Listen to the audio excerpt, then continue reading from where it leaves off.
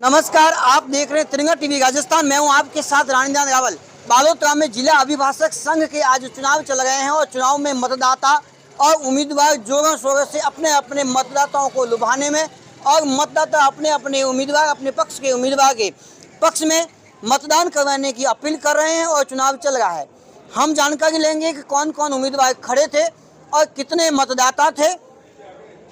हम बात करेंगे हमारे यहाँ अधिवक्ताओं की समस्याओं को और अभी वर्तमान में जो सेशन न्यायालय हैं इनका जो नया जो भवन बनेगा उसके वो मुद्दा है। अधिवक्ताओं का जो सभी को चैम्बर मिले और कुछ नवीन अधिवक्ता हैं इनको भी कोई सुविधाएं मिले, इन विशेष मुद्दों को लेकर के हमने मतदान किया है और मतदान लोकतांत्रिक प्रणाली से हुआ है।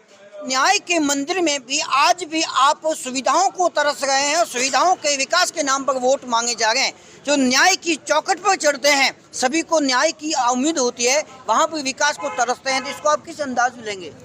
हमारी तो मुख्य मांगे यही है कि हमारा जो न्यायिक जो विभाग का कोर्ट परिसर है उसको सिवाना फाटे पर स्थापित करना और यहाँ से जो बाकी वाले जो कनेक्टिंग कोर्ट्स है उनको सभी को वहीं पर स्थापित करना। क्योंकि आपको पता है कि बालोतरा अभी जिला बना है, तो इसके साथ साथ और भी मूलभूत सुविधाएं जैसे एनआई एक्ट कोर्ट है, उपभोक्ता कोर्ट है, वो सारे कोर्ट, कलेक्ट्रेट है, वो सभी कोर्ट ऐसी जगह सुविधाजनक जगह पर लाया जाए जहां पर आम जन को वहां आने जाने में सुविधा रहे और वो पूरे जो जिले का मिड ऑफ सेंटर है सिवाना फाटा उसके पास बने, तो उससे सिवाना भी नज़दीक रहे, सिणधरी भी नज़दीक रहे और आने जाने वालों को, पचपदरा वालों को भी बाईपास के जरिए सीधा वहाँ आने में सुविधा दिया करें। ने किन मुद्दों को आपको लुभाया? ऐसे कौन से मुद्दे थे, कौन से वादे थे जिन वादों ने आपको लुभाया और उनके वादों और मुद्दों के आधार पर मतदान किया? वादा तो दोनों ने किया है। कौन से मुद्दे अच्छे गए? कोर्ट के लिए साहब, कोर्ट किस तरफ जाना चाहिए और सब बालोतरा बार के सदस्यों की एक ही इच्छा है कि सिवाना फाटा की तरफ बालोतरा कोर्ट जावे जी। और वहाँ पे कलेक्टर भी वहाँ बैठे, एसडीएम भी वहाँ बैठे, एसपी भी वहाँ बैठे, सारी इच्छाएं वहाँ पे है, वहाँ पे खुले में आसानी से पहुँच सके। ये बात। आपका नाम बताइए। हमारे कोर्ट में बैठने के लिए हम चाहेंगे सबके लिए व्यवस्था हो आने वालों के लिए, और ये चाहते हैं कि हम एक ही जगह पर एक ही परिसर में सभी कोर्ट और न्याय परिसर और कलेक्ट्रेट, एसडीएम कोर्ट सभी एक जगह हो कि किसी आने वाले व्यक्ति को परेशानी न हो। Thank you. चुनाव, ये न्याय की चौखट पर भी चुनाव होता है, विकास को की दरकार होती है और यहाँ पर भी विकास नहीं हो पाता। विकास की बात होती है, समस्याओं का समाधान नहीं हो पाता, तो लोग और क्या आशा अपेक्षा रखेंगे? पहले चुनाव कई बार डिले हुए हैं, लेकिन इस बार माननीय राजस्थान हाईकोर्ट का भी ऑर्डर है और सुप्रीम कोर्ट का भी ऑर्डर है, तो चुनाव हो रहे हैं। जैसे जैसे चुनाव होंगे तो एडवोकेट्स में भी विकास के प्रति जागरूकता आएगी और वो भी अपने अधिकारों के प्रति जागरूक होंगे, अपनी आवाज़ उठाएंगे और जो भी बार काउंसिल ऑफ इंडिया की तरफ से बजट आना वो बजट भी आएगा, सरकार की तरफ से भी बजट मिलेगा। और विकास, चूँकि ऐसा नहीं कि विकास नहीं हुआ, पहले विकास हुआ है लेकिन विकास में कमी रही, तो कमी अब पूर्ति होगी और जो विकास जैसे ई लाइब्रेरी है, जैसे और भी पुस्तकालय हैं, किताबें वगैरह वो होगी और कुछ कमी है वो भी ठीक होगी, ऐसी मुझे उम्मीद है। चुनाव की जैसे ठीक होगी। सुमिला जी, इस प्रकार चुनाव में वादे हर चुनाव में होते हैं, आपके इस बार काउंसिलिंग चुनाव में भी वादे किए होंगे। कौन से वादे ऐसे हैं जो लुभावने हैं, अच्छे हैं और आप चाहते हैं कि वो वादे पूरे होने चाहिए? चुनाव देखो, एक तो चुनाव होते हैं जैसे असेंबली के चुनाव होते हैं, जैसे लोकसभा के चुनाव होते हैं, वैसे चुनाव नहीं, ये थोड़े से अलग चुनाव है। ये वकीलों के चुनाव है, इसमें वोटर्स है वो सारे पढ़े लिखे वेल एजुकेटेड वोटर्स होते हैं, सारे लॉ ग्रेजुएट, लॉ में पोस्ट ग्रेजुएट भी होते हैं। तो इसमें वादे ऐसे लोक लुभावने वादे न तो चलते हैं, न ही कोई करता है। जैसे कोई वादा करता है सोच समझ कर करता है, एक वकील है वो वादा करता है तो 10 बार सोचता है। यहाँ पर वादा ऐसा नहीं होता कि भाई सड़क ला देंगे, पानी ला देंगे, बिजली देंगे, वैसा वादा कभी नहीं होता। यहाँ पर ये वादा होता है कि हम आपके लिए क्या करेंगे और कैसे करेंगे, कितने दिन में करेंगे।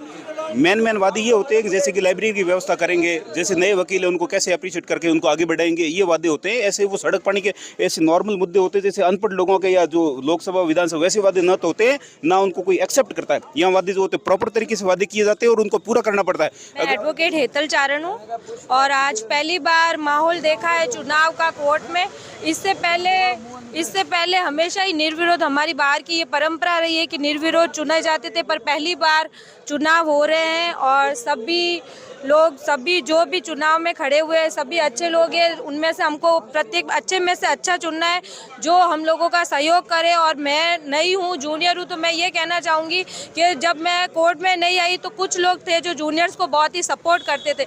ऐसे लोग आए जो इनकरेज करे, जो जूनियर लोग हैं उनको इनकरेज करे, उनका सपोर्ट करे, उनका सही मार्गदर्शन करे। सह चुनाव अधिकारी नारायण सिंह भाटी लालाना आपसे बात करेंगे। सर नमस्कार। नमस्कार। नमस्कार सर, आज चुनाव जो हो रहे हैं अब तक कितने परसेंटेज चुनाव हो चुके हैं, कितने मतदाताओं ने भाग लिया है? देखिए, हमारे जिला अभिभाषक संघ बालोतरा के जो मतदाता सूची है उसमें कुल 192 मतदाता है जी। उसमें अभी कितना 1:35 हुआ है, 135 मतदाता वोट कर चुके हैं। जुंजा राम जी सह चुनाव अधिकारी हैं, आपसे बात करें। जुंजा राम जी नमस्कार। नमस्कार सर। जुंजा राम जी, आज के इस चुनाव में आपको क्या लग रहा है विशेष? आज जो चुनाव प्रक्रिया अपनाई जा रही है, मतदाताओं में किस प्रकार का रुझान है, किस प्रकार का जोश है, उस पर बात करेंगे अपन। जैसे हमारे कमेटी द्वारा सुबह चुनाव प्रक्रिया शुरू की जी। गई तो उसी समय जो ये मतदाता है उनमें बहुत ज़बरदस्त उत्साह है और वहाँ आते ही उन्होंने धड़ाधड़ वोटिंग स्टार्ट कर दी थी। और अभी 1-1:30 बजे लेकिन 135 वोट 192 में से पड़ चुके हैं। तो इससे जाहिर है कि लोग अपने मत का प्रयोग करने के लिए बहुत इच्छुक है। Thank you sir. प्रकरण भाटी। आज के चुनाव में आपको विशेष क्या लगा? हमारा एक परिवार है, बार एसोसिएशन बालोतरा जो एक परिवार है, उस परिवार में एक परिपाटी बनी हुई है। चुनाव जिसमें अध्यक्ष एक कार्यकारिणी गठित होती है, वो बस परिवार उसी का अकॉर्डिंग चुनाव हो रहे हैं। विकास विकास विकास, समस्या समाधान आगे कब तक चलता रहेगा? नहीं, अपने यूँ है कि एक परिवार है और परिवार में जो कार्यकारिणी है वो अपनी भूमिका निभाएगी, बाकी सब उनके सपोर्ट में, जो भी जीतेगा उसके सपोर्ट में रहेंगे और जो भी हमारी जो मूलभूत समस्या सब मिल बैठ के उसको निराकरण जीतेंगे उसके सपोर्ट में रहेंगे, जो हार गए उनका सपोर्ट। अरे वो हमारे भाई है, सब हम एक परिवार हैं, ठीक है ना, और जो है सब मिलकर काम करेंगे। Thank you. बालोतरा जिला अभिभाषक संघ के आज चुनाव हुए जिसमें अध्यक्ष पद पर उमेश सिंह चंपावत, उपाध्यक्ष पद पर कर्ण सिंह चारण, सचिव पद पर सोहन बारूपाल तथा कोषाध्यक्ष पद पर सुनील पारिक चुने गए तथा सह सचिव पद पर ज्वाइंट सेक्रेटरी के रूप में रामेश्वर गहलोत पहले से ही निर्विरोध चुनाव जीत चुके हैं। हम बात करेंगे यहाँ पर पांचों उम्मीदवारों से कि वास्तव में आज आपने चुनाव जीते हैं, क्या आपके चुनावी मुद्दे रहे और क्या वास्तव में आपको मतदाताओं ने कितना सहयोग किया और किस प्रकार की आपने रणनीति बनाई। पहले बात करेंगे अध्यक्ष पद पर विजयी होने वाले उमेश सिंह जी चंपावत साहब से। आपको बहुत बहुत हार्दिक बधाई। पहले तिरंगा टीवी आप सभी को बहुत बहुत बधाई हो। उमेश सिंह जी, आप बताइए कि जिस प्रकार आपने भारी मतों से विजय प्राप्त की है और यहाँ पर सभी वेल एजुकेटेड है मतदाता, सभी वकील है, तो आपने किस प्रकार से उनके सामने अपने मुद्दे रखे, वायदे किए?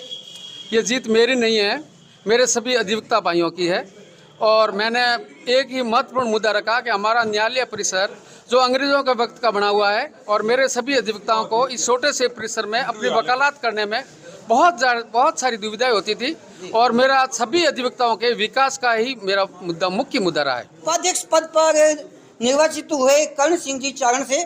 कर्ण सिंह जी, बधाई पहले तो आपको भी बहुत बहुत बधाई। आपने किस प्रकार से मतदाताओं से संपर्क किया, रणनीति किस प्रकार से बनाई? हम विनम्र रूप से सभी हमारे जो अधिवक्ता बंधु हैं उनके पास में गए और हमने उनको आश्वस्त किया कि हम आपके संघर्ष के लिए, आपके किसी भी काम के लिए, इस बार के वेलफेयर के लिए, अच्छे के लिए हम हमेशा तैयार, हम तत्पर रहेंगे और आप हमें यहाँ से निर्वाचित करें। उसकी सौगात आज सभी अधिवक्ता बंधुओं ने हमें दी है और ये नई कार्यकारिणी आपके सामने बैठी है। जी बारूपाल, सचिव पद पर आपको बधाई। पहले तो मैं आपको भी बधाई देता हूँ और मेरी बार को भी बहुत बहुत बधाई देता हूँ। आपकी चुनाव रणनीति किस प्रकार की गई? फोन पे संपर्क किया या घर घर जाके संपर्क किया? जिस प्रकार से मतदाता आपके पक्ष में आए हो, आपको मतदान करके जिताया। मैंने तो मेरे भाई और मेरे बुजुर्ग वकील बंधुओं से के उनके दिल में बसता हूँ, इसलिए उन्होंने मेरा सहयोग करके मुझे आज इस पोस्ट पर पहुँचाया है, इसलिए मैं उनका बहुत बहुत आभारी हूँ। धन्यवाद। बात करेंगे कोषाध्यक्ष पद पर निर्वाचित हुए सुनील जी पारिक से। आपको पहले हमारी तरफ से बधाई। धन्यवाद साहब, आपको भी बहुत बहुत बधाई।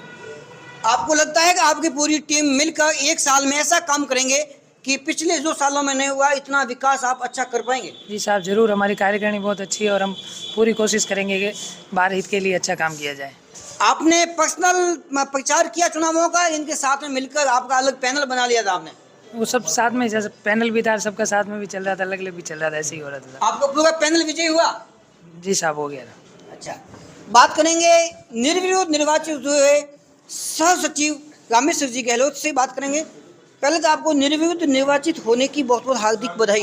आपको भी बहुत बहुत बधाई, तिरंगा टीवी परिवार को भी बहुत बहुत बधाई।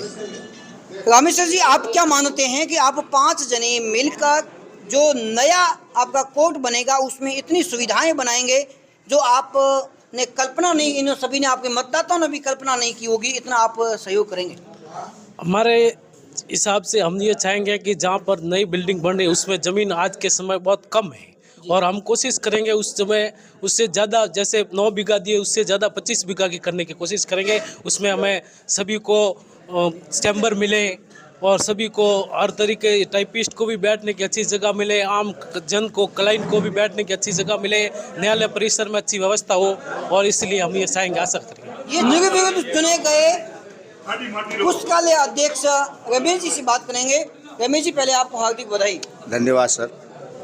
सर, आप 6 जनों का पूरा पैनल है, 6 जने मिलकर इस जो चुनाव में आप कूदे थे, तो इनकी महत्वपूर्ण भूमिकाएं क्या रही? आपने रणनीति क्या अपनाई, आपको निर्विरोध चुना गया? देखिए, रणनीति बनाने वाले तो मेरे शागिर्द थे, मेरे कलीग थे, जैसे प्रदीप सिंह जी चौहान, करण सिंह जी सोलंकी, इस टाइप से नरेश जी कुमावत, भगवत सिंह जी मेवानगर, इन सब ने मिलकर जो रणनीति बनाई थी मेरे लिए, उसमें वो सफल हुए। उसके बाद पूरे अभिभाषक संघ के जितने भी सदस्य थे उन्होंने अपना मत और समर्थन देकर ये पूरी कार्यकारिणी, जो एक तरह से कहूँगा कि नेक, निर्भीक, ईमानदार कार्यकारिणी इस बालोतरा संघ को मिली है, जो कि काम करने में इच्छा रखती है और काम करेगी भी। चुनाव प्रक्रिया के बारे में बात करेंगे मुख्य चुनाव अधिकारी ओम प्रकाश जी डाबी से। डाबी से आप बताइए कि इसमें कौन कौन उम्मीदवार कितने मतों से जीते हैं? अध्यक्ष पद के लिए 2 उम्मीदवार थे, उमेश सिंह जी एवं निर्मल जी खारवाल। उमेश सिंह जी को 127 वोट मिले और निर्मल जी खारवाल को 44।